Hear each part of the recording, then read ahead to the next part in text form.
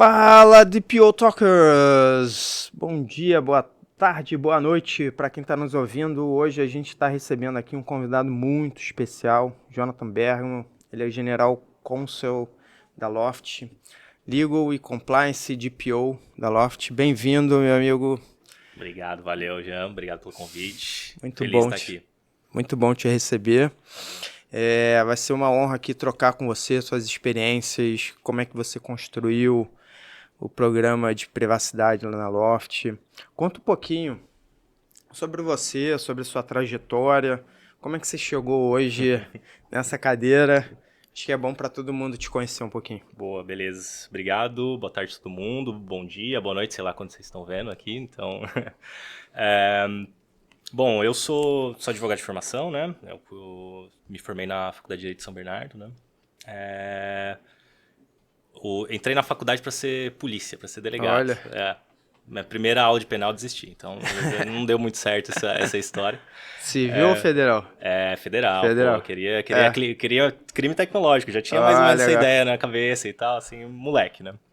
É, e aí acabei indo pro mundo do real estate, assim, muito por acaso, então cheguei a fazer um pouco de estágio no contencioso, assim, e tal, e acabei indo pra real estate, e aí real estate fiz tudo, assim. Comecei a trabalhar num escritório que chamava PMK Advogados, que hoje ele dividiu e tal, mas ele foi Chambers number one, foi bastante relevante no mercado de real estate. É, Lá cresci, estagiário, trainee, advogado e tal. Fui pro BTG, trabalhei um tempo no BTG.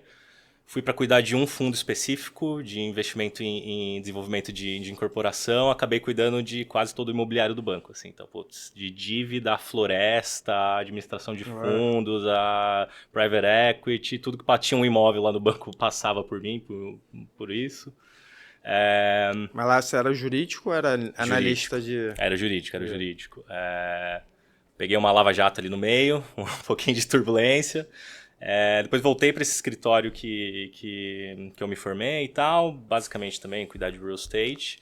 E aí acabei indo para Loft, assim, lá no comecinho. Com a cabeça, assim, o desafio que me apresentaram, o Loft nem, assim, Loft tá fazendo 7 anos hoje, né? Então, Parabéns. valeu. A gente tá fazendo 7 anos hoje, eu tô lá há 6 anos e meio, então bem no comecinho mesmo eu entrei. E cheguei lá com o discurso de, a gente quer mudar o mercado imobiliário, a gente tá vendo ainda o que a gente vai fazer, a gente sei que a gente vai pôr um monte de tecnologia para comprar e vender imóvel, e bora lá. Eu tinha meio que passado por todos os campos ali de real estate, eu falei, putz, cara, isso eu não fiz ainda, entendeu? Mexer com tecnologia, daí eu fui pra lá, né? E desde então, e aí se eu contar a história da Loft, eu não consigo resumir nesse tempo, porque eu resumi todo o resto, entendeu? Então, ali aconteceu de tudo, assim. Então, esse é um pouco o meu histórico profissional, histórico acadêmico aqui, então fiz faculdade, logo na sequência da faculdade fiz uma pós em direito registral e notarial, ali super imobiliário, bem Hard, aquela né? coisa ali e tal. Depois eu tive o meu momento, especialmente quando eu entrei na Loft ali, eu comecei a lidar com o time de tecnologia, eu cuidava muito comprar e vender imóvel é muito operacional, né? Então, é muito da operação do business. Então eu cuidava da operação comprar e vender imóveis lá no começo quando a gente fazia o que a gente chamava de iBuyer, né? Que era comprar, reformar e vender. Então eu era mais ops do que necessariamente jurídico. Assim, o jurídico clássico ali de HQ, tax, contencioso, privacy, o que quer que seja, nem ficava comigo nesse primeiro momento. Tava ali no time, óbvio, mas eu cuidava muito mais de ops. Mas você já chegou sendo head legal e de compliance ou não? Você Ainda foi não, ainda crescendo? não. Fui crescendo lá dentro. Eu comecei cuidando dessa operação. Tá. Então, antes não tinha... O jurídico era só isso, não tinha mais nada, e ele foi crescendo, né, esses pedaços, né? Mas enfim, daí quando eu entrei lá, eu comecei a trabalhar muito com um time de tecnologia. Então a gente desenvolveu, na época, era a melhor ferramenta que tinha no mercado para fazer diligência de compra e venda de imóvel. Assim, a gente desenvolveu in-house, porque a gente tinha Excelente. esse desafio. Então eu trabalhei muito com o time de tecnologia, daí eu fiquei desgostoso da profissão advogado. Daí eu falei, pô, não é isso que eu quero virar business, quero virar ops, sei lá. Fiquei meio que nisso. E aí eu fiz um MBA no INSPER, eu fiz um MBA muito com essa cabeça. No meio desse caminho aconteceu outro universo na Loft, acabei ficando, assim, a operação mudou e tal, acabei voltando pro jurídico e cuidar do jurídico inteiro, depois na sequência veio compliance e tal, mas eu voltei para esse universo e eu fiz as pazes com a profissão de novo, e aí hoje eu tô até fazendo mestrado em Direito Econômico, assim, cara, gostando pra caramba, então voltei aqui, fiz as pazes, feliz com a minha função, né? e tudo indo bem. Você tocou num ponto muito interessante, né, que é como o advogado lida hoje, ou o jurista, enfim, com a tecnologia, né? Uhum. E a tecnologia, ela tá no core, tá na essência da Loft hoje, seja para ganhar escala, seja para ser um negócio sustentável, Uhum. né? Como é que você encarou? Ou como é que vocês encararam, né, ou decidiram seguir esse caminho Uhum. lá atrás, principalmente quando vocês estavam surgindo, sobretudo, como é que vocês buscaram investimento, né, para ganhar essa escala? Acho que Boa. vale a gente trocar essa ideia aqui. Boa. A história da Loft, ela confunde muito com a minha e ela é muito... Ela confunde muito com o mercado de VC no Brasil aqui. Porque os nossos fundadores principais foram o Matt e o Florian, que são sócios da Canary. Então, cara, que é um grande fundo de VC aqui do Brasil e tal. É o maior, não é? É o maior. É o maior. Tem a Monax também, que é bem grande, mas sim, a Canary é bastante relevante, né? Mas enfim, então começaram com eles, né? Então eles eram os nossos co-CEOs lá. O Florian está no nosso board até hoje. Hoje o nosso CEO é o Matt, então eles estão ali desde sempre. E a gente já começou assim, a ideia original da Loft era o quê? Era os outros times de fundadores era o time que fazia o real estate. O que eles faziam? Eles compravam, reformavam e revendiam apartamentos, mas sem escala. O que eles faziam, cara, Raiz mesmo. Raiz, ali, comprava na pessoa física, vendia aquelas coisas assim, faziam isso. E aí a ideia, quando eles conheceram o Matt e o Flora, a ideia deles era, putz, como a gente faz isso em escala, e para eu fazer em escala eu preciso fazer com tecnologia. Então essa sempre foi a ideia. E aí a tecnologia, ela foi a gente tentou de tudo. Desde o front ali para o cliente para vender, para facilitar a comunicação com ele, para facilitar a experiência dele na compra e venda. Então a ideia era que a experiência de comprar e vender um imóvel fosse tão fluida quanto você comprar e vender qualquer coisa no Mercado Livre. Esse era o inspiracional da época. Só que para isso a gente entendeu que, putz, não adianta só fazer o UX, a telinha lá da frente muito boa, a gente precisa ter uma operação muito capaz de entregar isso, e para uma operação capaz de entregar isso ser boa, a própria operação precisa de tecnologia. Foi aí que eu entrei. Então, pensa que comprar e vender um imóvel, até você chegar na proposta, é muito comercial, beleza? Da proposta até você realmente fechar, que é ali escritura, o financiamento, é uma operação jurídica no fim do dia, né? Então você precisa fazer um contrato, você precisa fazer uma diligência, você precisa analisar esses documentos, você precisa ou combinar com o cartório como que vai fazer a escritura, ou aprovar o financiamento e fazer aquilo funcionar. Então, é uma operação muito jurídica e é uma operação que pensa que isso é 2018 para 19. Já estou confundindo as datas aqui. De 2018. O Loft foi fundado em 18, eu entrei no começo de 19. Então, 18 para 19, a gente não tinha escritura eletrônica ainda. Assim, a adoção de assinatura digital não era aquela coisa, assim, meus pais não sabiam que era DocuSign, assim isso é mundo pré-pandemia, né? Sim. Então, tudo isso a gente teve que ir, era um mercado muito analógico ainda, que a gente se introduziu ali tentando digitalizar muito, né? Então isso está desde o nosso DNA. Hoje a gente não faz nada disso, né? A gente é outro bicho. Hoje a gente entrega produtos financeiros e de tecnologia puro, SaaS e features para imobiliárias. A gente pivotou 100% no meio do caminho, mas desde o começo foi esse DNA de tech, né? Vocês pivotaram por qual razão? Algo específico? Várias coisas.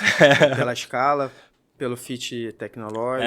O que a gente aprendeu muito, assim, a tecnologia, ela é muito boa, ela é incrível, ela melhora tudo e ela tem um potencial gigantesco. Ótimo.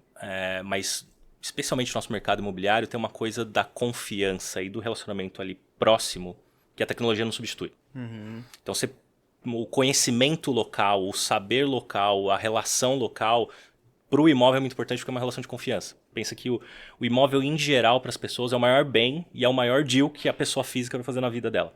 Sim. Então, e quem detém esse relacionamento, quem sabe como a coisa funciona lá é a imobiliária.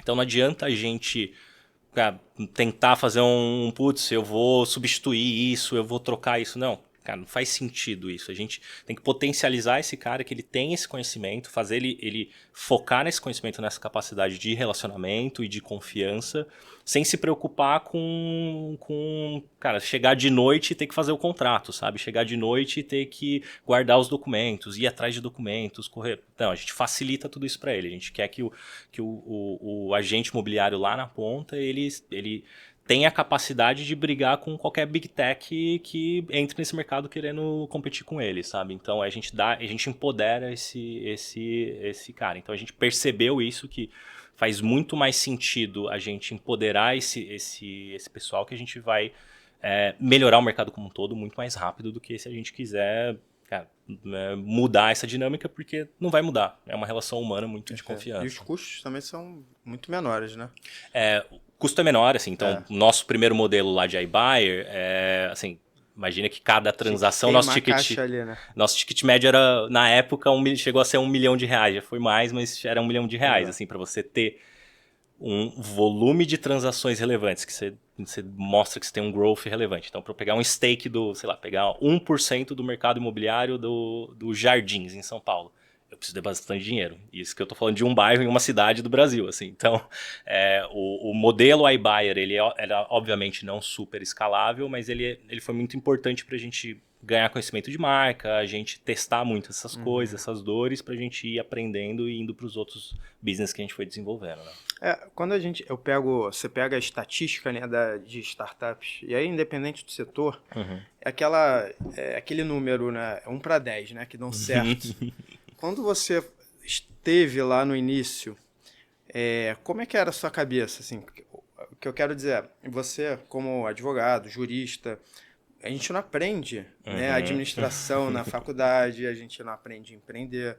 Isso é até quase um dom, né? Você colocar cara, arriscar. Como é que foi essa experiência para você sair né, do mundo bem formal, conservador de um escritório? Você estava no BTG, no banco, no caso, e arriscar mesmo, né? Arriscar. Numa startup que estava começando.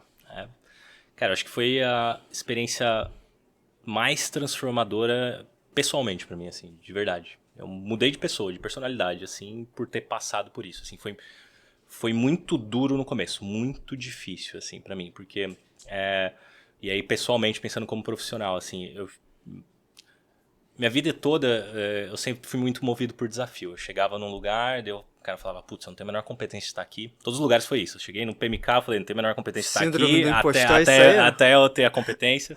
BTG foi a mesma coisa. Na Loft eu fui até com algum nível de arrogância, eu posso dizer assim, que eu falei, cara, eu já fiz um monte de coisa no mercado imobiliário, eu sei, cara, fazer compra e venda de imóvel na cidade de São Paulo, sei fazer pé nas costas aqui, fui com alguma arrogância. Cheguei lá, tinha o time era um time muito mais de tech do que um time de real estate. Eu cheguei lá e falei, gente, essa galera nunca comprou um imóvel na minha vida, meu Deus, o que tá acontecendo?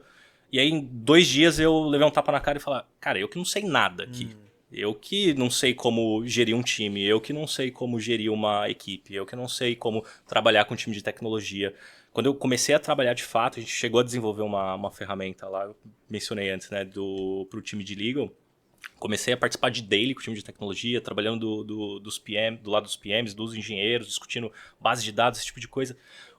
O mais impressionante para mim foi o formato de trabalho deles, assim, cara, formato de daily, de controle, de roadmap, esse tipo de coisa. Eu olhei para aquilo e falei, nossa, a gente está em 1700 perto desses caras aqui, assim, a gente trabalha como em 1700, eles estão em 2020, assim, sabe?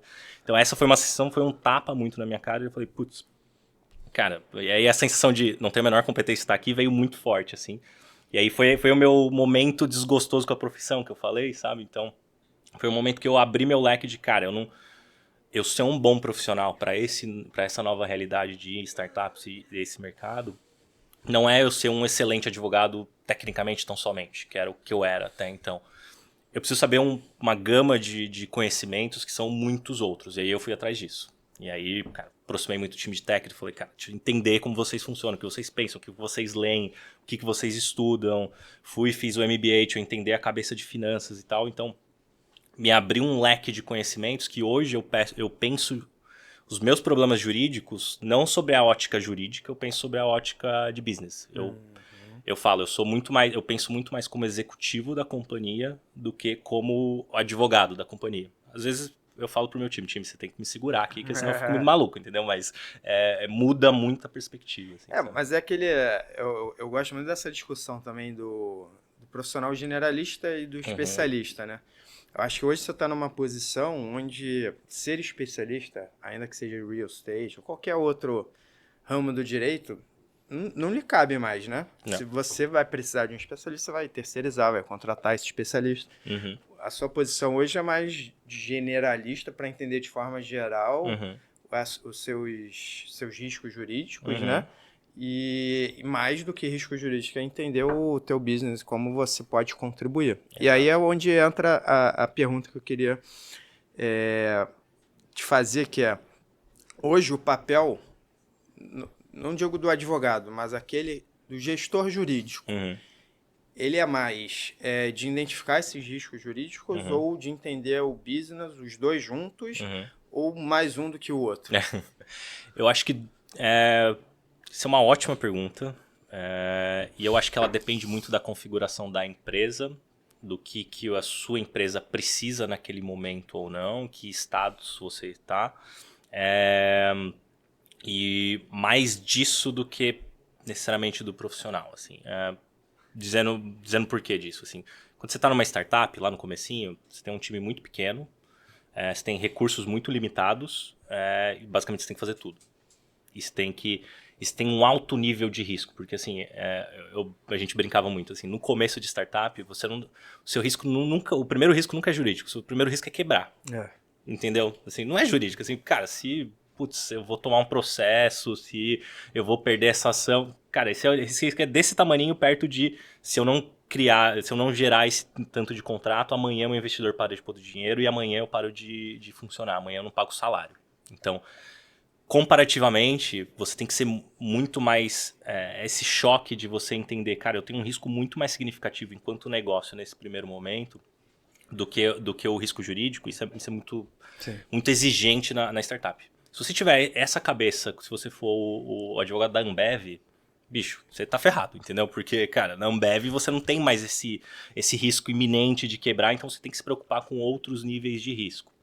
O mesmo vale para tamanho de time. Putz, uma startupzinha pequena, você tem lá um time de 1, 2 advogados, 3, assim, quando tem muito recurso.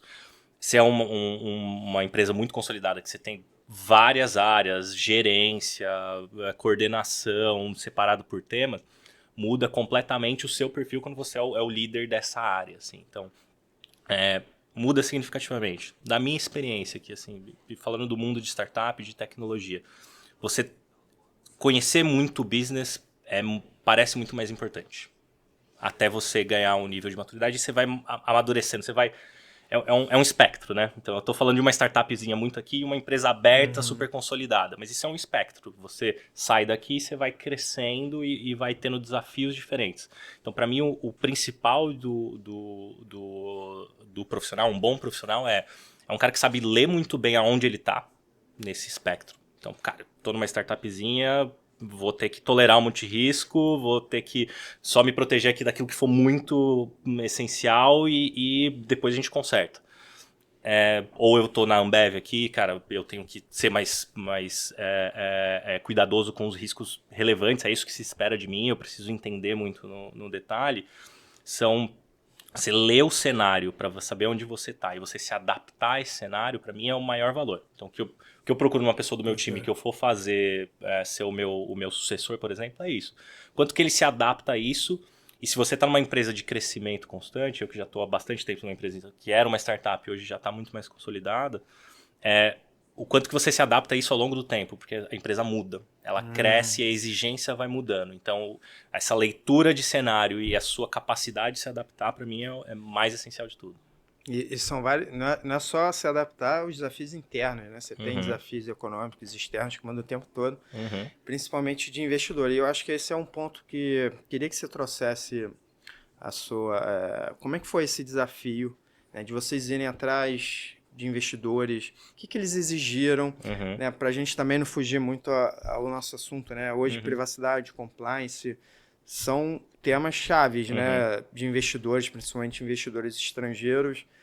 Como é que foi a sua experiência nessa captação? Boa. Assim, a experiência da Loft com investimento, mercado de venture capital, né, de VC, ela é um pouco sui generis porque, assim, diferente da maioria das startups, a gente nasceu startup rica. Então, por sorte, a gente tinha o Matt e o Florian lá, que, cara, são talvez os melhores caras da América Latina, um dos melhores do mundo em captação mesmo, assim, a gente... não vou falar os números, procurem depois, né? Quanto que a Loft já captou no mercado, dá um Google. Então, desde o começo, a gente já captou muito dinheiro de fundos de venture capital estrangeiros do Vale do Silício, inicialmente. Então, Mas na rodada 1, vocês já foram direto para fundo? A gente começou, obviamente, teve um seed ali do Matt e do Flório. O Matt e o Flório, eles tiveram uma companhia antes, né? Eles tiveram a Print, eles fizeram uma saída muito boa, então, cara, construíram um mega patrimônio, fundaram a Canary, então eles já estavam muito nesse meio, então a gente teve um seed money ali desse meio, mas logo a gente já foi para a série A com um dos maiores fundos do mundo, que é a Andreessen. Então, e aí também procurem Andreessen no Google, vocês vão ver em quem eles já investiram. Eles são um dos nossos investidores, eles foram os líderes lá desde o comecinho e a gente já começou muito rico. Então, a gente começou startup rica, então a gente tem uma experiência muito diferente de startup, assim. Então, a gente começou ali já com esses fundos. Obviamente, lá no começo, cara, é só um PowerPoint, uma ideia. A gente tinha já, obviamente, já a tese consolidada, porque a gente tinha esse negócio dos outros fundadores que ele já acontecia. Então, a gente pegou essa tese e envelopou para trazer ela para a tecnologia. Só que quando a gente foi avançando nas séries, especialmente na série C, quando entrou alguns investidores institucionais específicos, assim, já mais banco, a parte de venture capital de banco, mas já um banco estruturado, começou a se exigir muito da gente estruturas de governança básica. Então, compliance. Cara, você tem um canal de denúncia? Putz, não é tão, assim, parece óbvio hoje, mas assim, lá em 2019, quando não estava tão estabelecido o VC, não estava tão... Compliance já estava mais maduro no Brasil como um todo, mas não para empresas que estão começando agora, assim, não é... Você tem R$2, o primeiro real você põe para comer, o segundo você põe para compliance? Não, você põe para crescer, para você conseguir comer no outro dia. Então, como a gente teve essa exigência muito cedo, a gente teve um programa de compliance muito cedo. Logo na sequência já veio uma exigência muito de privacy, que daí já estava, esse assunto já era muito quente, muito antigo já em nível de Estados Unidos, né? Então já veio a exigência de privacy. Então na diligência de... Quando vocês nasceram, a LGPD estava nascendo também. Estava nascendo também, exato. Então então o tema já estava vindo aqui, lá para fora, para a visão do investidor que estava investindo na gente, já era uma coisa meio dada, assim, cara, você precisa ter isso. Então eu lembro muito bem que a diligência que a gente passou foi, beleza, vocês não têm nesses programas e tal, mas vocês precisam ter.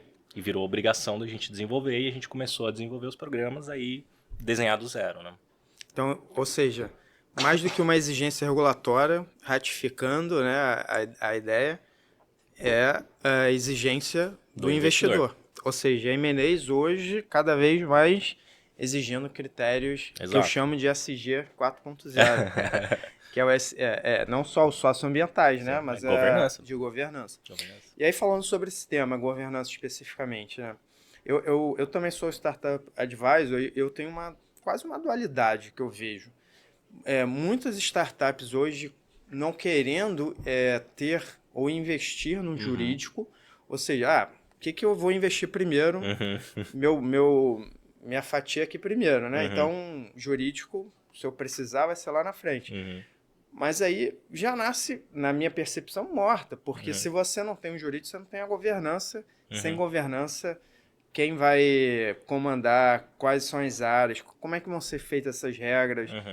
Questão de compliance e privacidade acaba até sendo secundária no tema de governança para mim.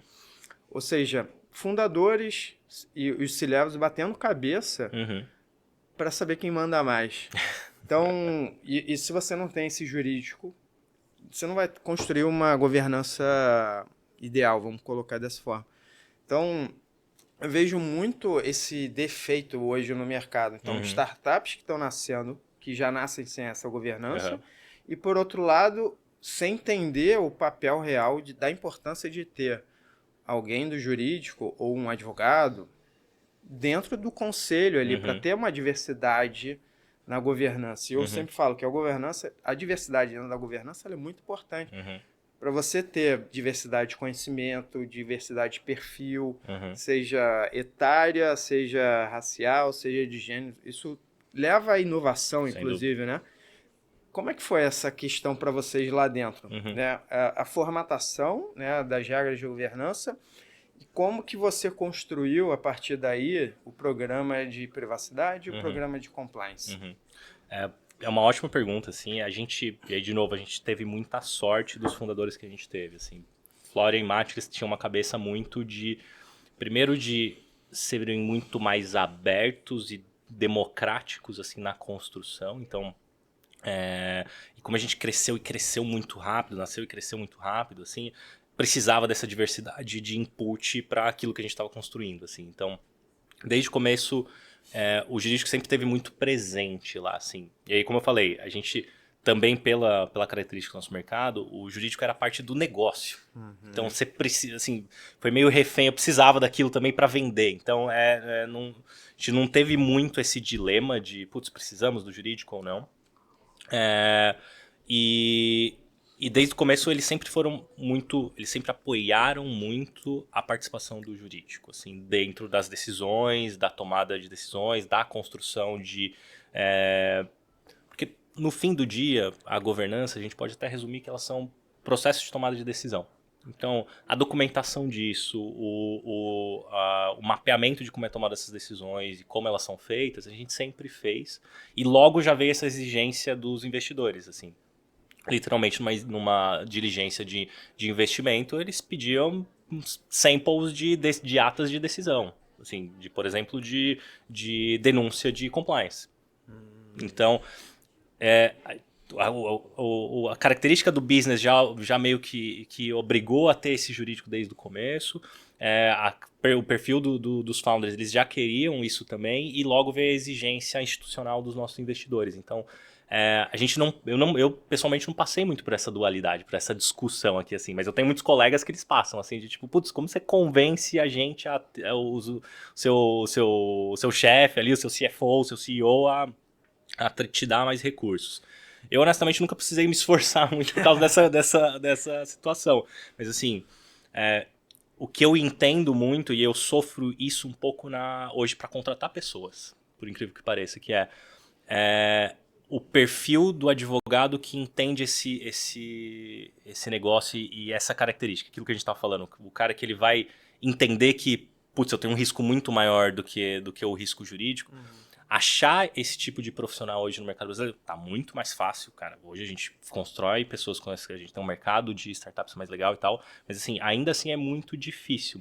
Então, pensando como executivo, qual é a cabeça do executivo? Ele fala, cara, eu vou trazer um cara que tem um perfil aqui que só vai me travar, sendo que eu preciso sobreviver no outro dia, então eu vou...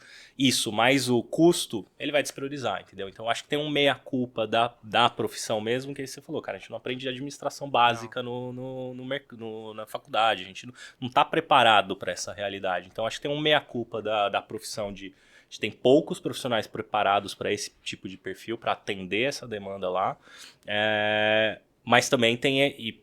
E aí talvez seja um ciclo vicioso, mas também tem um problema das pessoas de business subestimarem o valor que a gente entrega. Justamente por quê? Porque provavelmente a experiência que ele teve com advogados não foi tão boa. Então, perfeito. É um ciclo vicioso ali, sabe? Eu adicionaria uma camada aí que como você muito bem falou, você falou que você tem um risco de negócio maior que o risco jurídico. Principalmente em startups, no começo, o jurídico, se é que ele existe, mas tem que existir, ele também tem que ser comercial, né? E isso a gente também não aprende na faculdade. Como fazer o comercial? Vender, tem que vender. Se você não vender teu produto, o teu serviço ali, a tua startup vai naufragar. Eu já fui fundador de uma onde a gente não investiu no comercial. E a gente naufragou por isso. A gente não tinha um faturamento recorrente ali.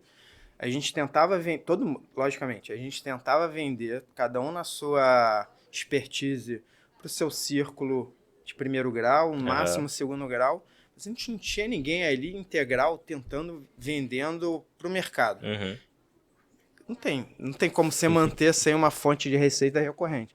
Então, eu vejo, esse talvez seja um dos 2 maiores erros que eu já vi em startups. É a falta de ter uma governança bem definida e um comercial, até mais do que ter uma área de marketing. Às vezes, cara, quero formatar aqui minha área de marketing, marketing digital, mas quem está vendendo direto, todo dia, batendo na porta, fazendo outbound, inbound, não tem.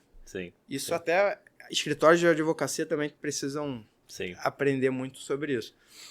Você acabou adquirindo, talvez hoje não pela estruturação e pelo tamanho que vocês já adquiriram, mas lá atrás. Você fazia esse papel de comercial, de venda, bater na porta. Como é que foi essa experiência? Como eu falei, o jurídico era a operação ali. Então, assim, o que a gente fazia? A gente comprava apartamentos, reformava ele e vendia. Quando você compra, então o pedaço comprar é onde você começa, né? Para vender eu preciso comprar. É uma relação mais de supplier, né? Então, assim, pensando para a indústria grande, eu tô comprando insumo para eu fabricar e vender. Então aí é fácil, né? Você ser o comprador ali é fácil, beleza? Então, assim, tinha um pouco menos de esforço nosso, mas a gente se preocupava muito com a experiência do cliente. Então, de novo, qual era o nosso inspiracional na época? Comprar e vender imóveis era para ser tão simples quanto você comprar alguma coisa no Mercado Livre. Então, a experiência jurídica é a experiência de comprar e vender um imóvel. Então, eu tinha que fazer isso muito bem feito. Então, fiz um monte de reunião com o cliente, estruturar o fluxo jurídico para ele ser pensar mais em velocidade e em experiência do que necessariamente eu fazer a melhor diligência do mundo e a mais completa. Cara, todo mundo que fez diligência na vida sabe que diligência pode ir ao infinito, assim, né? Assim, entregar ágil, né? Exato. O ponto era equilibrar. Como eu consigo entregar uma compra segura e que se sustenta, que eu não estou fazendo nada arriscado, e ao mesmo tempo entregar experiência para esse cliente. Muitas vezes isso chegava no limite de ser antagônico. Como que você equilibra isso? Então, nessa frente de compra, foi muito isso. Na frente de venda, eu posso até contar uma das primeiras vendas da Loft, assim, a gente tinha meta de vendas, né? Primeiro tinha meta de compra, nos primeiros meses tinha meta de vendas e logo que eu entrei na Loft, a meta de vendas era uma venda no mês, tá? Então, bem startup. Okay. Beleza, venda uma vez. Não batemos essa meta. E a gente tem lá a nossa reunião mensal de resultados, chama Rooftop, que a gente faz até hoje no Rooftop lá do escritório e tal. Daí eu entrei, sei lá, numa segunda-feira, na quarta era o Rooftop. O Florian, CEO na época, assim, ele deu um come geral em todo mundo. Por quê? Porque a gente não bateu a meta de uma venda, assim. Chegou no mês seguinte, faltava um contrato, eram 2 vendas agora, né? Eu tinha que fazer uma segunda venda. Chegou o contrato pro jurídico e aí não tinha ninguém, porque todo mundo tava numa reunião com o Florian, que o Florian tava falando com o jurídico e tal, reunião com o CEO e tal. Daí eu falei, eu tenho que fazer essa reunião para fechar a venda e tem que estar lá. Daí eu tava lá correndo, fazendo o contrato, você vê lá com o cara comercial do meu lado, aqui no meu cangote, assim. Vem o Florian, ele fala, você não vai vir participar da reunião? Então, veio o CEO falar, cara, você não vem pra reunião? Eu virei, Florian, eu tenho que fechar a meta aqui, cara, é o contrato da meta, o cliente tá lá esperando na cela, não tem jeito. Eu fiz muito isso, assim, então... E qual foi a resposta dele? Ele falou, tá bom, beleza. Então, eu fiz muito isso, essa relação com o cliente lá na ponta, fiz muita reunião com o cliente, a gente fazia a obra. Parte do serviço que eu entregava era a obra ficar pronta. Complicado, hein? Obra de móvel reformado, né? Então, assim, imagina quantos problemas a gente não teve. Assim, a gente teve uma pandemia no meio, que bloqueou a entrada de obra. Então, a pessoa comprou o imóvel, prometemos entregar em 6 meses... de repente uma pandemia falou, cara, não pode entrar nenhum prestador de serviço. Cara, esse é um bom... Como é que vocês sobreviveram, cara, à pandemia? Cara, O que vocês fizeram? Esse foi talvez um motivo de vocês terem pivotado? foi assim, também mostrou o quão difícil é esse business de escalar. Assim, ele é muito suscetível a qualquer movimento assim. Mas também a pandemia, nesse aspecto, para o iBuyer foi muito dura, justamente por isso, porque a gente atrasou muita obra, fornecedor, cara, foi bastante duro. Mas a gente descobriu, o mundo digitalizou muito e muito rápido na pandemia, né? Então, pré-pandemia, vou dar um exemplo que eu acho ótimo. A gente fez a primeira escritura digital do Brasil, na época. O pré-pandemia, a gente começou... Mas desculpa te interromper, vocês tiveram algum apoio judicial para isso? Não, a gente estava de olho na regulação, a gente sempre teve muito de olho em políticas públicas também, monitoramento disso, né? Então a gente estava monitorando que ia sair a normativa da escritura digital por causa da pandemia. Daí a gente sabia que ia sair a normativa e como a gente fazia compra e venda em volume, a gente tinha um monte de escritura para fazer no outro dia. Daí a gente falou, cara, o dia que publicar, o cartório fala, cara, vocês vai fazer a primeira escritura de manhã pra gente fazer o primeiro, entendeu? E a gente fez o primeiro e tal, foi legal. Mas a gente tava monitorando, então não precisou de ação ou nada. Mas assim, a experiência foi, pré-pandemia a gente tava tentando fazer a assinatura digital de compromisso de compra e venda voar. Assim, cara, operacionalmente imagina se assinar mais de centenas de contratos por mês físico. Cara, é absurdo, assim, é uma operação gigante, assim, só para você fazer essa assinatura. Então, pré-pandemia a gente estava tentando fazer voar a assinatura digital. O nível de adoção era de 40%. As pessoas não queriam fazer assinatura digital, porque eles falavam, pô, que é isso? Eu não confio, não sei o que não sei usar, eu quero ver você, olho no olho. Então, pós-pandemia, as pessoas, inclusive pessoas de mais idade, que em tese teriam mais dificuldade de lidar com tecnologia, pediam para fazer digital. Falavam, cara, eu não posso fazer a escritura digital. Então a adoção foi ao contrário, foi 100% as pessoas pediam, inclusive. Assim. Então mudou muito o mindset do mundo. Então, para o iBuyer foi doído. Para os nossos outros negócios mais tech, na época a gente tinha lançado alguns outros produtos, especialmente o nosso marketplace, que era... Você anuncia seu imóvel, a gente faz todo o processo para você e te entrega ele vendido bonitinho no final. Que é o que a gente chamava de portal profundo. Não é um portal como o OLX, que é só o anúncio, a gente fazia tudo até entregar no final. Esse processo a gente cresceu muito rápido justamente por isso, que as pessoas se acostumaram, assim, de repente você tinha que vender ou comprar imóvel e teve um boom de demanda de imóveis na pandemia porque as pessoas se mudaram, precisavam de mais espaço, porque foram se morar no interior e tal, então teve esse boom de demanda, mas você não podia fazer nada muito físico, então a gente cresceu muito para esse lado. Então essas duas coisas aconteceram ao mesmo tempo. Então doeu muito ali no iBuyer, que era uma coisa que precisava ser física pela reforma, mas cresceu muito no tech. Mas vamos voltar ali ao assunto de compliance e privacidade. Conta pra gente, assim, como é que, já que você está Loft 7 anos, você construiu isso, o jurídico, compliance e privacidade, você construiu os processos, né, de cada uma dessas áreas. Como é que foi para você? E aí é interessante até você relatar aqui que eu sei que tem uma diferença muito grande de você sair de um lado do balcão, a cultura, né, de um escritório, indo para o outro lado, do empreendedor. Né? Então, como é que foi você estruturar essas áreas? Criar esses programas sem ter o conhecimento prévio, quase autodidata, diria. Né? Como é que foi essa experiência para quem está começando, por exemplo? O que você conseguiria indicar, dar de insight? Cara, dá uma olhada, esse processo é essencial, não perde tempo com esse. De novo, eu tenho uma experiência muito, vamos dizer assim, sui generis, justamente porque a gente nasceu startup rica. Então a gente tinha recursos. Então desde o início a gente teve um time de compliance, logo na sequência, nessas rodadas de exigência de privacy e tudo, a gente passou a ter um time de privacy, então a gente passou a ter especialistas no time. Estava ali do lado, construindo junto com eles. Então, do ponto de vista técnico, sempre tive suporte. A gente tinha dinheiro para ter uma estrutura dentro e a gente tinha dinheiro para contratar suporte fora, contratar um bom escritório para ajudar a gente, para ajudar a construir e tal. Então, eu não tenho a experiência típica de um startupeiro lá que era só ele sozinho construindo tudo. O que eu contribuí muito, eu acho que talvez pegue na sua pergunta, beleza, você tem um conhecimento técnico, como você põe isso no ar dentro de casa? Como você vira para uma empresa que não tem nem processo de pagamento direito e fala, cara, eu vou ter um processo de compliance. Eu vou ter um comitê de compliance, eu vou ter um comitê de aprovação de política aqui. O cara fala, pô, mas a gente não tem nem política de pagamento, a gente nem... Cara, se surgir um pagamento aqui de uma guia judicial, a gente não sabe o que faz. Se você está estruturando isso, se está estruturando tudo isso junto. Então, participei muito dessa relação interna e de convencimento da importância das coisas, da importância da governança, da importância de compliance, da importância de privacy dentro de casa. Eu tinha um grande suporte que era, o meu investidor está pedindo isso, cara, eu tenho que fazer. Então aí facilita bastante a discussão lá dentro, né? No limite você precisava disso. Mas tinha muito de como eu estou construindo valor para isso aqui, assim, cara. Como é que eu estou construindo valor para o business mesmo. Essas áreas, elas não são desprezíveis, assim, elas constroem valor. E aí, de novo, para o nosso mercado, o mercado de real estate é um mercado muito suscetível à lavagem de dinheiro. Então, cara, você faz um volume de uma transação, uma única transação, tem um volume de dinheiro muito gigantesco. Então, ele é muito suscetível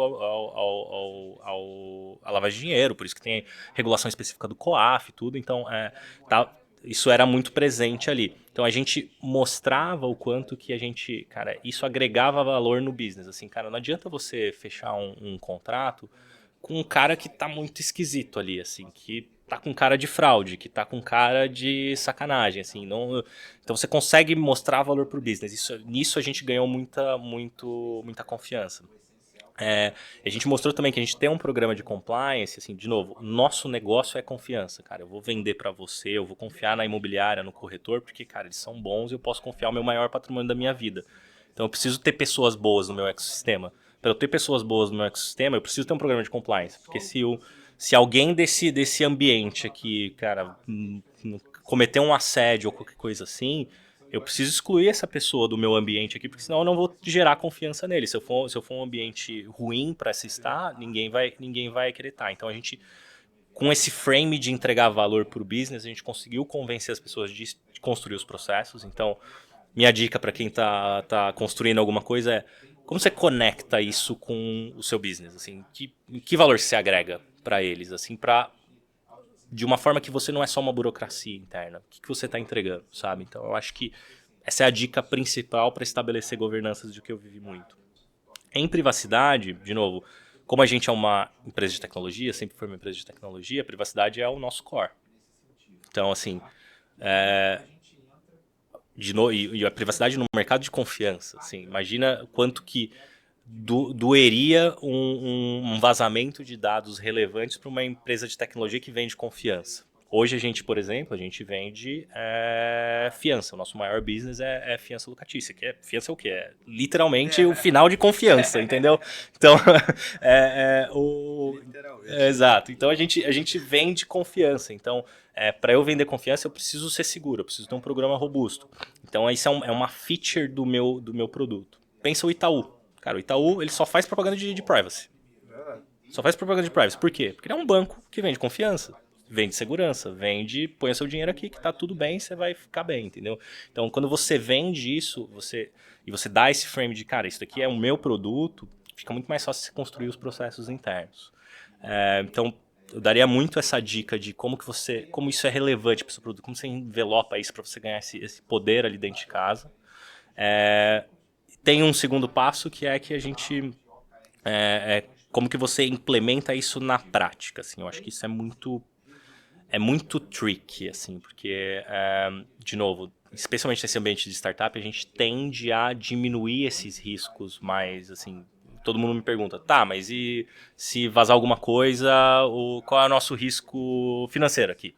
Putz, eu vou ter que pegar as multas máximas da LGPD, ver o histórico da NPD, que já não tem muito histórico por enquanto, assim, tipo, você não consegue estimar, cara, sua perda efetiva, transformar isso num ROI, num BP de risco potencial, assim, é uma coisa difícil de você fazer. Então, por isso que o frame da confiança é muito importante. Fala, cara, eu vou perder venda. Reputacional, né? As pessoas não vão comprar mais comigo, assim. Então, esse é um jeito que a gente chegou de construir lá, sabe? A questão da privacidade, e agora eu acho que vocês também estão enfrentando o desafio da inteligência artificial, né? Incorporar sistemas dentro, essencialmente, uma empresa essencialmente tech, não tem como fugir dessa corrida, né? Mas a impressão que eu tenho hoje, e aí pro mercado inteiro, hoje a gente tem a NPD, como você falou, não está aplicando pena pesada. O que ela está sancionando é muito voltado para disciplinar, conscientizar o mercado. A dosimetria da pena foi agora, 2023. Então, a NPD em si, ela sabe o papel que ela tem, e eu concordo até com esse caminho que ela está seguindo, antes de sair distribuindo multa doidado. Mas, por outro lado, as empresas não enxergam, eu enxergo muito valor, mas a maioria das empresas não enxergam valor na privacidade, né? E principalmente a privacidade como do outro lado, risco cibernético. Eu gosto muito, não sei se você já viu uma série, eu acho que está na Netflix. Hoje, os principais motivos de ataque hackers são ideológicos. Então tem uma série que chama Ashley Madison. Ashley Madison é um site, todo mundo deve estar conhecendo, só para uso adulto. Ashley Madison basicamente era um site que combinava pessoas casadas para se encontrar, fazer adultério. Então teve um ataque hacker, sem dar muito spoiler, e eles pediram uma contrapartida. Sequestraram o sistema da empresa, tornaram ele indisponível. Vamos lá assistir, que é muito bom. Então, hoje, cada vez mais esses hackers, sejam, logicamente, questões financeiras ou ideológicas, enxergam essas fragilidades e jogam justamente com o que você falou, com a confiança, com a reputação. Então, se você tem um vazamento de dados, essa reputação, olha só, e tem sido muito normal, né? Vazamentos, chave Pix, dados pessoais não sensíveis, sensíveis. E eu acho que no mercado de real estate, especialmente, é um tema até que eu queria aprofundar com você. A gente tem um stakeholder que é o corretor. Como que você consegue... E as imobiliárias, a maioria são pequenas, então elas não têm orçamento específico para isso. E aí eles entram na cadeia de valor da empresa, né? E eu sempre falo, fornecedor é o calcanhar de Aquiles de todas as empresas, né? A maioria dos vazamentos de dados que eu enfrentei como DPO, eu diria 95% veio de fornecedores, porque não tem essa consciência, não tem mecanismos, não tem um programa robusto. Como é que vocês fazem essa gestão desses fornecedores? Vocês treinam, capacitam? Essa auditoria você já trouxe aqui, mas eu acho que é interessante aprofundar. Como é que vocês auditam esses stakeholders? Imobiliárias, corretores, educa? Sim. A gente tem, com as imobiliárias, a gente tem vários, como a gente tem vários produtos, a gente tem vários tipos de touch points com elas diferentes, né? Eu vou começar pelo, acho que mais diretamente relacionado aqui, que é a gente é um dos maiores CRMs do mercado imobiliário. A gente tem um SaaS mesmo, assim. Então, putz, o cara vai lá, põe a proposta dele e cuida da vida do contratinho lá dentro, né? Então, a gente tem uma empresa de SaaS, uma das maiores do Brasil sobre isso. Então, ela é, por definição de produto, aonde o corretor confia os dados dele. Então, ele coloca lá as informações dos clientes dele para processar os contratos, para arquivar isso, agendar visita, quando ele foi, quando não foi, quem que é o cara, enfim, tá tudo lá. Então, por design do nosso produto, a gente precisa de privacy nele. Assim, é o serviço que a gente entrega. Então, cara, exatamente, tem que estar lá dentro.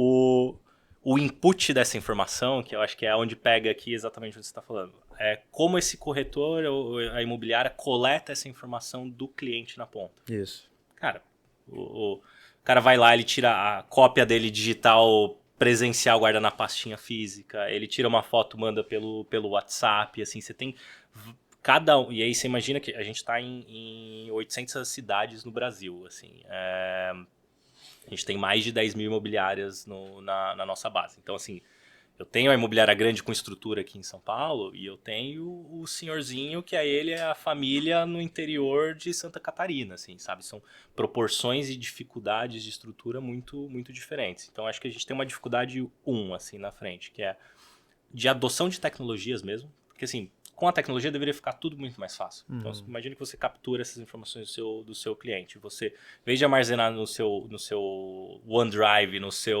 WhatsApp, você coloca dentro do CRM da sua imobiliária. Cara, você já estaria muito mais seguro, assim. Então, acho que tem um passo antes, que é antes da preocupação com privacy, é a adoção de tecnologias.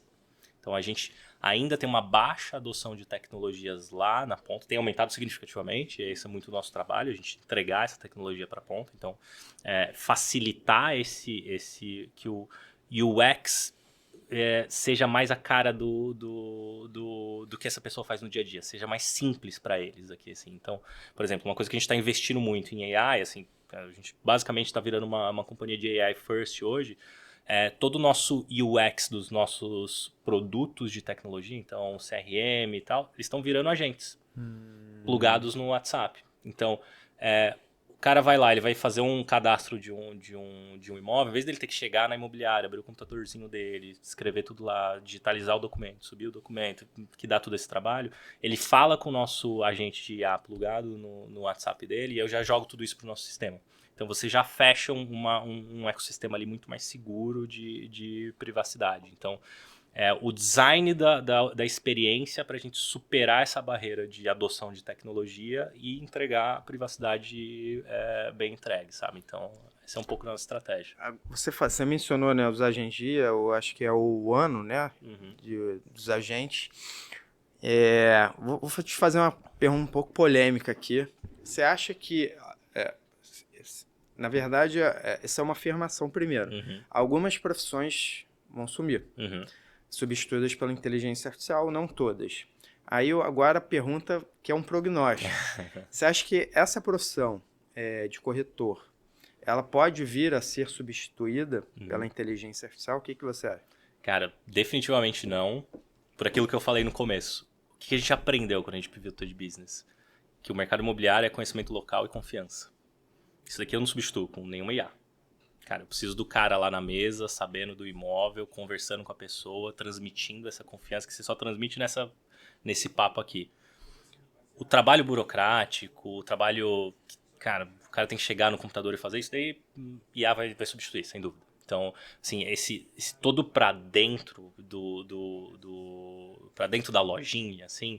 Cara, a gente tá dando passos muito largos para isso, e é muito rápido mesmo, assim, a gente tá lançando, toda semana a gente tá lançando alguma feature nova que vai melhorando isso, que o cara não vai ter que se preocupar mais com isso. Ele vai dar um comando ali no chat dele do WhatsApp e já vai fazer todo o processo burocrático para ele.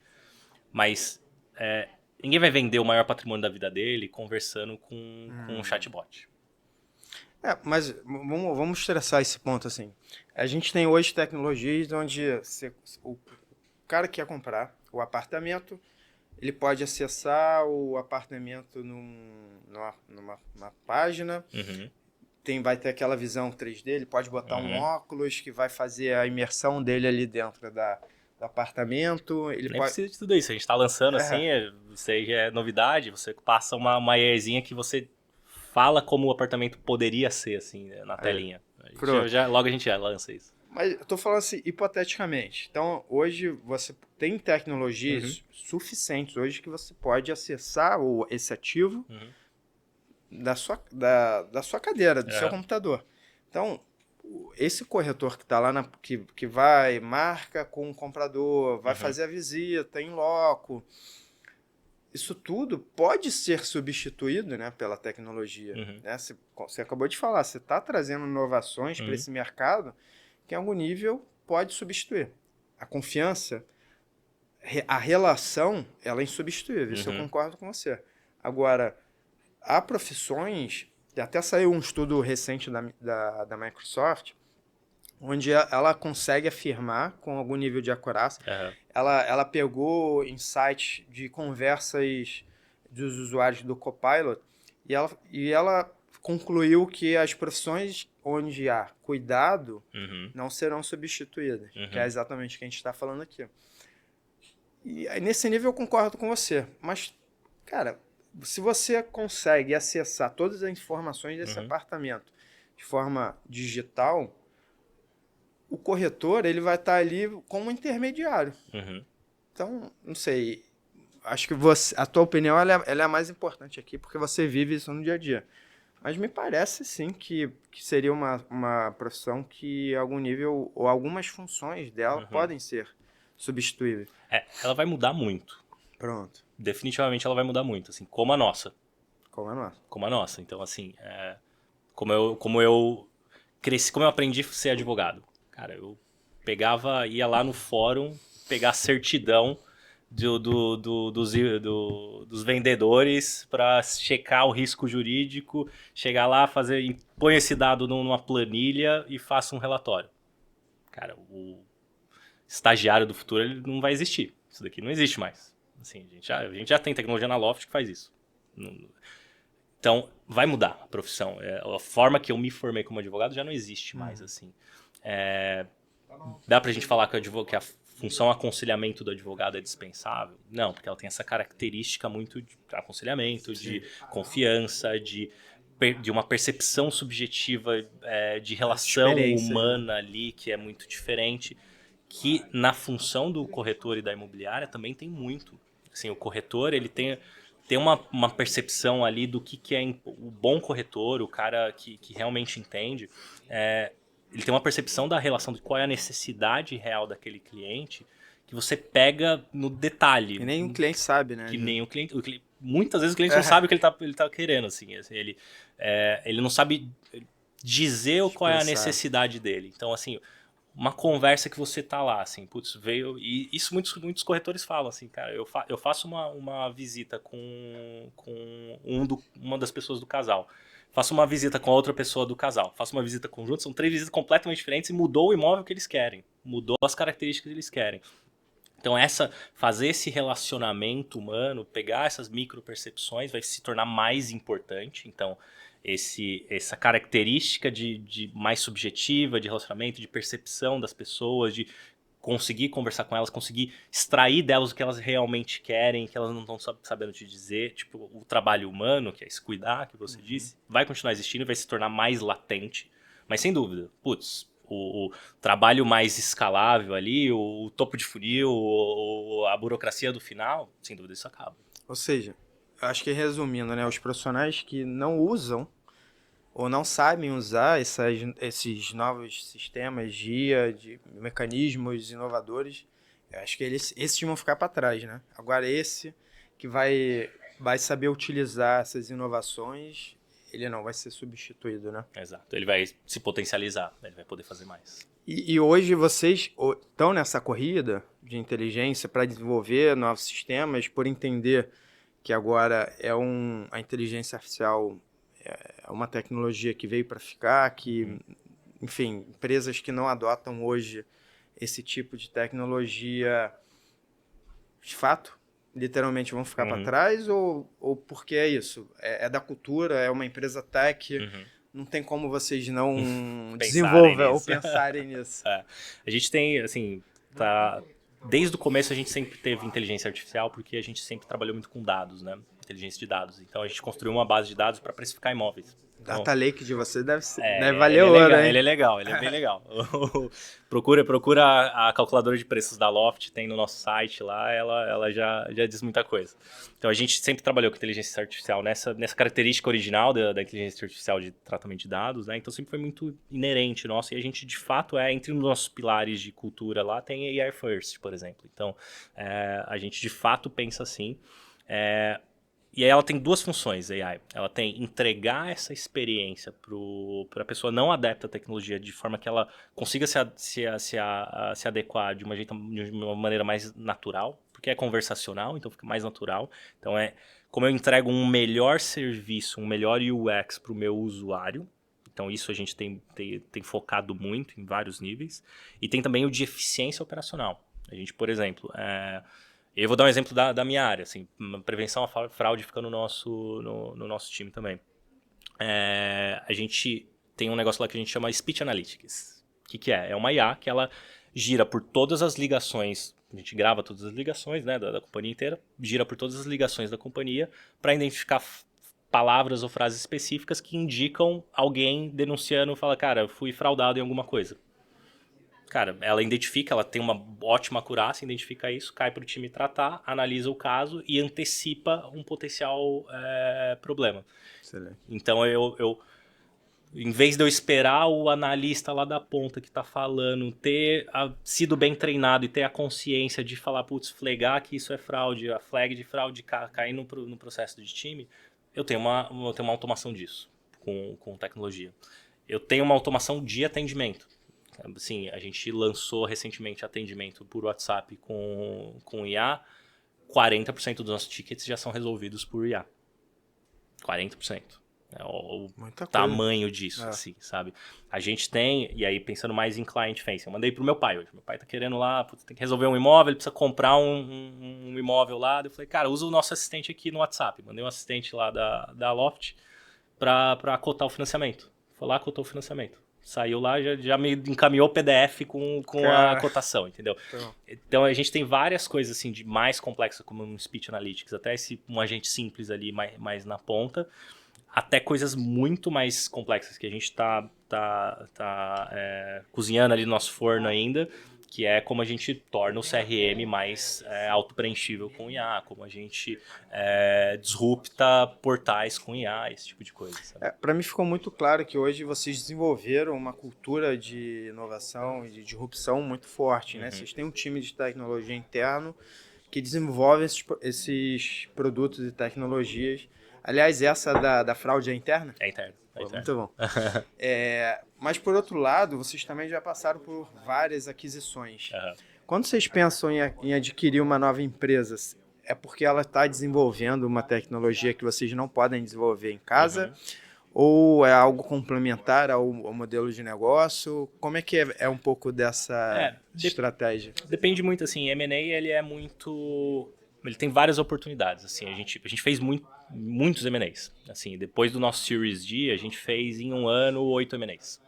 Então, imagina que esse foi um ótimo ano, assim, a gente captou em março, já foi a nossa maior captação, foi, assim, as maiores exigências de privacy, as maiores exigências de compliance, cumpram as coisas, que fica mais fácil a captação, aprendi bastante na dor. Depois a gente fez 8 M&As em um ano, menos de um ano, né, de março até o fim do ano. Esse ano eu cheguei perto de não dormir, foi um ótimo. Mas a gente fez vários M&As com teses diferentes. A gente fez acqui-hires, a gente contratou o time de tecnologia. Era um time que a gente precisava de time de tecnologia, tinha um time lá muito bom numa empresa, cara, eu estava interessado no time, mais do que na empresa. A gente adquiriu por causa de tecnologia, que a gente sempre tem a expressão clássica aqui, é o buy versus build. Quanto custa build, quanto custa buy, esses caras. Isso. Você faz essa conta, e é uma questão simples. Teve empresas que a gente comprou um business mais estabelecido. Por exemplo, nosso maior business mais rentável hoje, ele já era um business estabelecido. Tinha a tecnologia dele, tinha um canal de vendas, tinha uma estrutura lá de muitas pessoas. Então já era um business estabelecido, a gente comprou ele por ser business mesmo. Teve empresas que a gente comprou a tecnologia e o canal. Então o nosso SaaS, que é o nosso, que eu mencionei, o CRM, foi adquirido. Ele já estava em muitas mil imobiliárias e já tinha a tecnologia estabelecida. Então a gente adquiriu, então tem várias teses aqui que a gente vai. Hoje a gente está num hype muito alto de AI. Então você tem muitas empresas de AI e o hype, lado bom é que surge coisa o tempo inteiro nova, lado ruim é que o preço fica lá para cima, né? Tudo que é AI já tá com o pricing lá em cima. E AI, o ingrato e legal dela é que amanhã já está desatualizado. Depois de amanhã já está desatualizado de novo. Então, hoje AI tá muito mais no build do que no buy pra gente, assim. Mas assim, é o mercado mais quente de VC hoje. Hoje, assim, qualquer empresa que for captar, não tiver um pitch de AI, você vai sofrer um pouquinho. Você fica com FOMO no sentido de... É porque cada dia tem uma solução nova. Você não consegue acompanhar.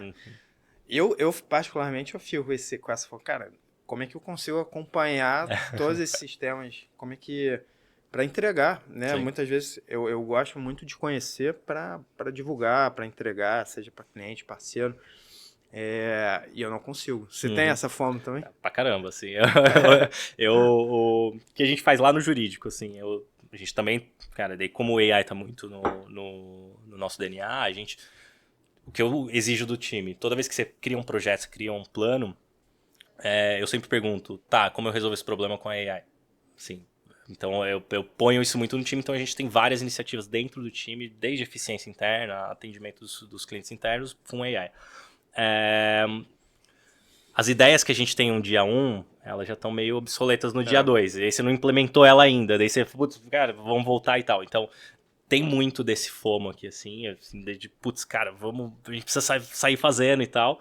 Mas a gente tem que ser muito inteligente no uso da AI, porque, assim, como toda tecnologia nova é muito boa, ela tem... É fácil você se perder na utilidade dela. Tem muitos problemas, cara, que às vezes o time traz lá, que você olha para aquilo e fala, cara, isso não é um problema de AI, isso é um problema de processo. Desenha o processo, faz um processo bem feito, implementa que, cara, você não precisa de AI. Então, acho que essa maturidade de você não empolgar tanto, revisar o problema ali, falar, cara, qual que é o problema real aqui? Putz, é um problema de processo, e não ficar botando AI só por botar, eu acho que isso é uma maturidade que a gente precisa ganhar rápido, até porque AI é muito legal e tal, mas custa muito caro. A gente tá o mundo tá meio dando uma ignorada nesse custo, cara, seja ambiental, seja custo mesmo de token. Ele é caro você pagar o token ali. Então, se você aplicar AI para um problema que você consegue resolver de outra forma mais barata, cara, não tem para que aplicar AI. Então, acho que você tem que ter um pouco dessa maturidade para você direcionar bem aquilo que você faz. E aí, como eu faço isso na prática? Assim, o que a gente fez? Como a gente planeja o time lá? Tem um framework da ACC, que é a Association of Corporate Councils, né? Que é um framework de legal ops que eles falam, cara, em vários eixos.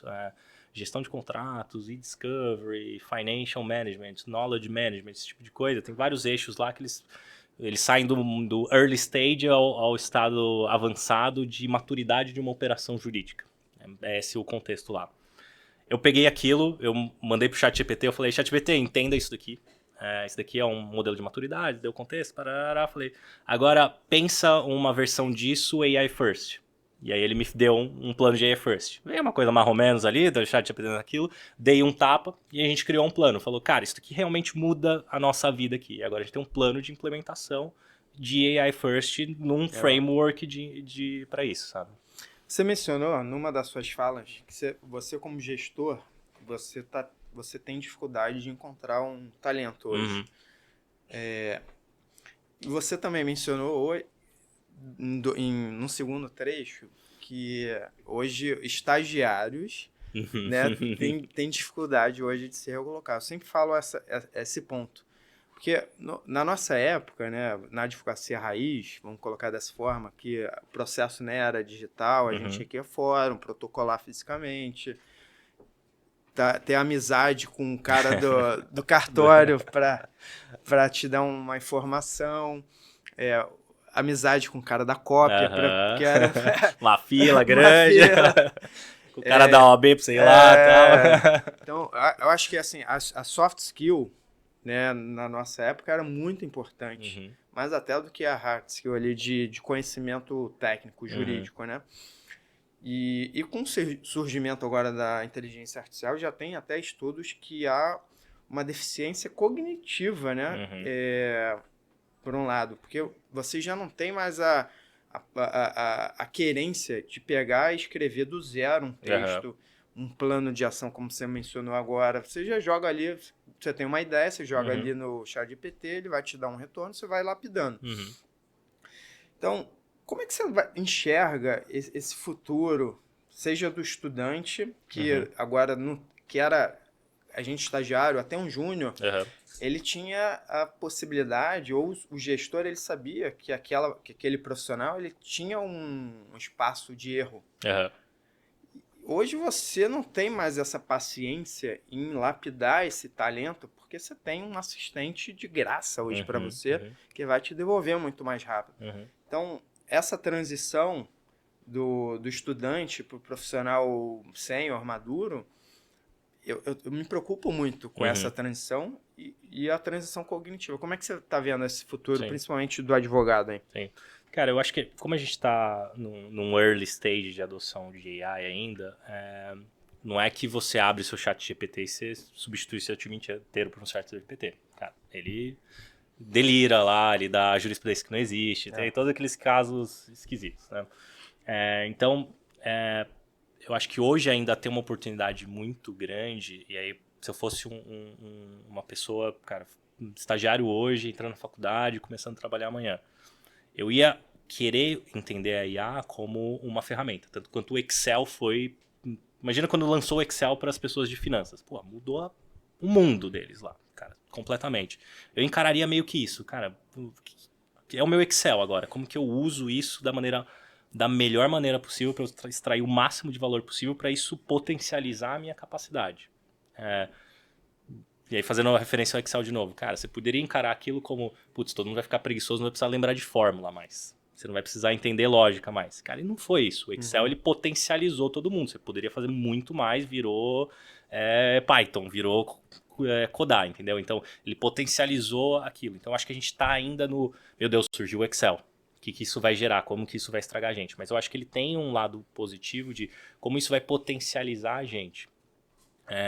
O que eu faria? Cara, sou estagiário? Cara, eu vou fazer prompt melhor do que qualquer pessoa no mundo. Cara, o meu chefe tá em reunião, tá, cara, fazendo um monte de coisa, ele não vai parar pra aprender prompt, que é um pouco do FOMO lá, tipo, cara, não tô aprendendo e tal. Cara, eu vou aprender prompt mesmo, assim, eu vou fazer um prompt que, cara, vai ser monstruoso. O que é o prompt? É eu aprender a usar o Excel muito bem, assim, sabe? Então, eu estaria muito nessa região. Ser engenheiro de prompt. Eu acho que eu estaria muito ali, porque daí você, com isso, você agrega o seu conhecimento técnico que você está desenvolvendo lá, e aí você já tem um skill que seu chefe não tem, cara. Seu chefe, ele te garanto que ele, por mais avançado ele não tem o tempo de estar estudando aquilo lá, sabe? E nem é demandado tanto dele, ele não executa mais tanto, ele não precisa daquilo, ele está contando com você. Então, tipo, cara, usar aquilo como ferramenta. E aí tem Estava lendo uma matéria outro dia sobre o aumento da produção acadêmica pós ChatGPT. Que ela faz tipo uma curva bizarramente para cima. Por quê? Porque, cara, fica muito mais fácil você produzir textos e tudo mais. Ela traz muito no aspecto negativo de tipo questionando a qualidade disso, que eu acho que é super válido. Acho que tem muita gente... Quando fica muito fácil produzir coisas que parecem boas, não necessariamente elas são realmente boas. Acho que de fato é isso. Mas se você olhar isso da perspectiva positiva, se pensar isso como Excel de novo, imagina quanto que as finanças e o mercado financeiro sofisticou depois do Excel. Simplesmente por uma ferramenta. Quanto que a gente consegue sofisticar a produção de texto, de conhecimento acadêmico ou jurídico depois do ChatGPT. Se a gente usar ele direito. Cara, se eu usar o Excel errado, cara, vai me cuspir um monte de fórmula errada. Se eu usar um prompt mal usado, ele vai me cuspir um monte de coisa errada. Então, como a gente transforma o ChatGPT no nosso Excel, em vez dele ser a coisa que vai acabar com a nossa capacidade, sabe? Eu acho que tem muita coisa ainda para acontecer. Como eu falei, um prognóstico. A gente não sabe de fato o que vai acontecer. Mas eu acho que você trouxe um ponto de vista aqui muito interessante, né? Então, hoje, o estagiário ou o profissional júnior, ele tem uma possibilidade de potencializar o conhecimento dele, a capacidade dele, as habilidades dele, entregar algo mais pronto do que algo menos aperfeiçoado que antes a gente entregava. Esse é um bom insight, realmente. Se eu fosse sou advogado júnior hoje, me pedem para faz uma petição aí que você nunca fez na vida, com o ChatGPT eu faço muito melhor. Muito rápido. Do que com a minha primeira petição, de fato, assim, sabe? E do outro lado, até querendo trazer tua impressão, assim, hoje você é head legal, né, general conselho de uma grande empresa, lida com escritórios. Como é que você está enxergando hoje o trabalho dos escritórios, de forma geral, e a entrega deles com um ChatGPT? Ou seja, você está esperando essa resposta, essa entrega ainda melhor e mais rápida? Né? Ou como é que está essa tua expectativa em relação às entregas, assim, em geral? É uma boa pergunta, assim. Minha expectativa, sempre que eu contrato um escritório, um bom escritório, é qualidade. Então, tipo, esse é o básico. Tipo, cara, eu espero que seja muito bom o trabalho deles. O que eu acho que o ChatGPT entrega para o escritório é, talvez, velocidade. Porque a qualidade eu tô presumindo que já vem. Assim, cara, tô te contratando porque você é muito bom, sei que vai vir um ótimo serviço, cara. Não vai passar por todos os checks do escritório, vai vir bem feito. Cara, eu sei que um trabalho muito bem feito, ele demora para ser feito. Então, putz, vai demorar uma semana, 2 semanas e tal. Com o ChatGPT, eu acho que você encurta muito isso, assim. Então, o que eu espero de um grande escritório, cara, que ele tem alguma área que ele tá trabalhando ali, sabe a área que cuidava da base de minutas, que acelerava o minutário da companhia, fácil de usar e tal. Como que você transforma isso em inteligência artificial para que o serviço que vocês estão entregando seja muito mais rápido. Assim, cara, isso que você... eu falo pra você, bicho, eu tô com esse problema, eu preciso de um contrato com essas condições, sei que é difícil pra caramba, pra hoje à noite. Você consegue fazer? Você fala, pá, consigo, tá aqui. Entendeu? Porque não vai demandar você parar 7 horas e ler 50 páginas e escrever na mão. Você não precisa fazer mais isso. Você já vai ter sua base de minutos, você tá com um prompt muito bem feito lá dentro, você já dá o comando e fala, cara, preciso dessa estrutura, traz aqui, aí sua revisão que ia ser uma construção de 7 horas, virou uma revisão de 40 minutos, sabe? Mas aí na minha concepção entra aquele problema cognitivo. Porque se você delega para a inteligência artificial essa construção preliminar, vamos colocar dessa forma, resume esse documento aqui, esses subsídios. Me destaca aqui os seus principais pontos. Cara, ela vai te trazer algo muito bom. Mas sabe aquele olhar do advogado, minucioso, que você mencionou, que vai pegar um ponto e vírgula ali que a inteligência artificial não vai destacar, ou seja, a experiência daquele profissional de um caso remoto ou recente, enfim, que ele já tenha passado, que vai fazer ele ter atenção com aquele ponto e vírgula que a inteligência artificial não tem. Ou seja, na minha percepção, a inteligência artificial ela vai te entregar um trabalho mais rápido, mas eu ainda não tenho a percepção sobre a qualidade. Concordo. Porque, lógico, o advogado ele vai se fazer valer dessa inteligência artificial para mastigar para ele vai lapidar, vai te entregar.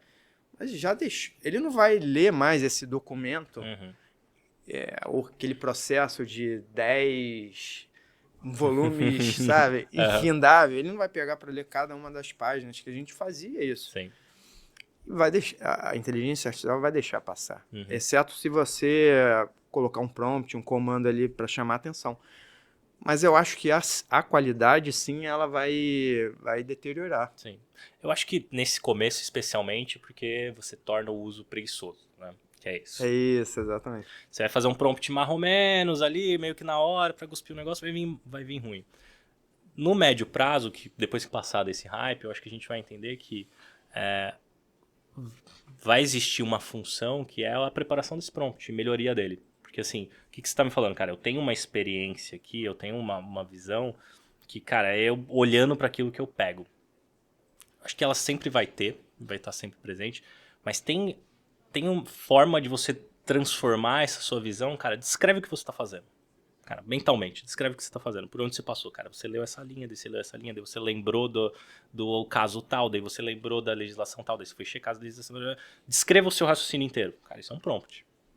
Então, acho que vai ter em algum nível, acho que, óbvio, nunca vai ser dispensável esse olhar, assim, que sempre vai ter, que daí assim, não é algo que substitui, vai ser completamente substituível, vai estar sempre o cheque final do advogado. Mas eu acho que todo mundo vai aprender que, cara, você precisa de alguém melhorando esse prompt o tempo inteiro.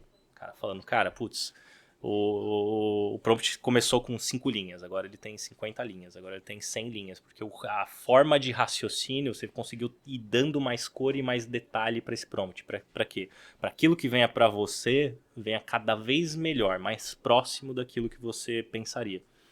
Pode ser que nunca venha 100%, eu acho que nunca vai vir 100%, espero que nunca venha 100%, que a gente tenha sempre a capacidade de melhorar a máquina. Mas cada vez chegando mais próximo disso, melhor.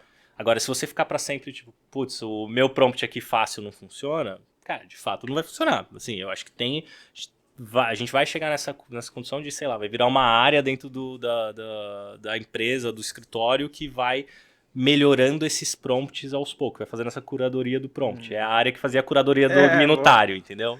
É isso. Eu li uma declaração do Sam Altman recente, quando eles lançaram o GPT-5, e foi um fracasso, né, o lançamento.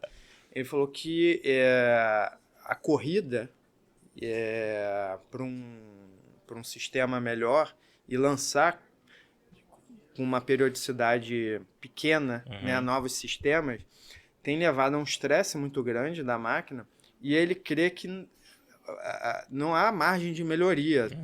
Na verdade, ele acha que os próximos vão ser até piores.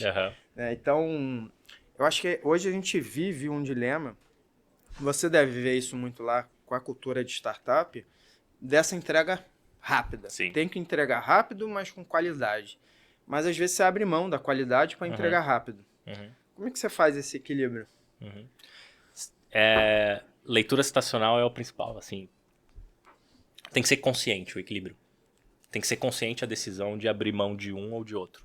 Cara, você tem que saber quando... Cara, eu tô ok em correr o risco de não ser tão bom, mas sair rápido. E, cara, tem vezes que eu não tô ok de sair rápido, não. É melhor sair muito bom. Então, acho que essa leitura situacional, que é muito humano... Esse é o ponto. É o mais importante. Então, tem coisas que o bom vai ser inimigo do ótimo. E às vezes você precisa do bom. É mais importante o bom, assim, do que o ótimo. Cara, adoraria ter o ótimo, mas, cara, não tenho tempo de ter o ótimo. Como liderança, você... Cara, o talento é você saber tomar essa decisão muito bem, muito rápido. Então, porque essa é uma decisão de, assim, cara, eu preciso contratar, decidir qual é o escritório que eu vou contratar, se eu vou mandar agora, se eu vou devolver pro escritório, se eu vou comprar uma briga com o meu chefe de falar, cara, não, vamos atrasar mais 2 dias. Então você precisa ler o ambiente muito rápido, entender a demanda muito rápido, para dar uma resposta e tomar uma decisão logo de tipo, cara, eu vou falar para você, não, a gente vai tomar mais 2 dias para fazer isso aqui, porque eu prefiro que saia em qualidade. Ou não, eu vou falar, cara, manda assim mesmo, bicho. Se der problema, é um problema controlado e tá dentro da conta. E é interessante você falar isso. Eu gosto muito da expressão jurídico by design, privacy by design, compliance by design. Isso vocês implementam lá no sentido de... Vocês desenvolvem muitos produtos internamente, tecnologias internamente. O compliance, privacidade e o jurídico, eles estão envolvidos desde o início nesse processo de desenvolvimento ou só no final do tipo, cara, tá pronto, acabou aqui, agora vê o que tem aqui de risco, dá para lançar ou não dá para lançar? Cara, esse é um dilema clássico de empresas, né? Assim, eu gosto de dizer que na Loft, de novo, eu tive muita sorte, muita competência do meu time, da gente tá desde do começo, assim, e não porque a gente impôs, assim, porque dá pra você impor isso daí. Você põe um check fixo do jurídico no processo de validação de campanhas. Cara, é um jeito de você impor. O nosso foi muito orgânico. Foi muito cultural. As pessoas viam valor naquilo que a gente construía. Aquilo que eu falei lá no começo, assim, cara, como a pessoa vê o valor de privacy como característica do produto, a pessoa quer que a gente participe porque, cara, a gente vai ajudar a construir o produto ou aquele processo. Então, as pessoas procuram a gente intencionalmente. Hoje o nosso problema é até o contrário, assim, hoje as pessoas procuram a gente para coisas que a gente fala, mas qual o problema jurídico aqui? O que você quer que eu fale aqui? A gente é só a pessoa do bom senso ali da mesa para fazer um questionamento que ninguém fez e que não tem nada a ver com jurídico, assim. Então, a gente tá até tendo que diminuir o tamanho da demanda pra gente, assim, porque a gente foi tão bem nisso, porque a gente entrega valor pro cara. O cara quer ouvir a gente como counsel, não só como advogado, sabe? Boa. Jonathan, acho que a gente passou aqui do tempo. Um pouquinho só, Conversa fluiu, foi ótimo aqui te receber. Obrigado pelos teus insights, compartilhar teu conhecimento. Foi maravilhosa essa conversa. Palavras finais aí, que você quer deixar alguma mensagem para os nossos ouvintes, para o teu time. Cara, foi ótimo. Obrigado pelo convite, assim, muito legal participar, compartilhar um pouco, assim. Eu sei quanto que a gente fugiu do tema aqui, assim, mas, gente, tô super à disposição aqui. Eu gosto muito de compartilhar conhecimento com as pessoas, assim. Um dia eu vou virar professor, chego lá. Então quem quiser me procurar para trocar uma ideia, tô com um problema aqui na estruturação da minha empresa, cara, tô super à disposição, tô montando meu jurídico, queria tirar uma dúvida com os pais, cara, super à disposição, conta comigo. Não sou professor, acho que uma boa dica que você pode ser mentor aí de... Já sou mentor Aí, ó. na Learn to Fly, se vocês quiserem Legal. procurar lá. Faz aí, pode fazer jabá aí. Learn to Fly, procurem no Google, vocês acham. Tem uns espaçozinhos de mentoria. Tenho poucos horários, assim, então, mas já tô nesse nicho. Eu gosto bastante. Acho Boa. bem legal. Depois vamos trocar essa ideia de mentoria aí também. Pessoal, a gente termina aqui o nosso bate-papo. Não esquece de clicar no sininho, acompanhar o nosso canal aí do Lima Fakeson, seguir, assistir esse episódio. Em breve será disponibilizado. Obrigado. Fechou. Valeu. Foi uma honra. Obrigado. Valeu, meu cara.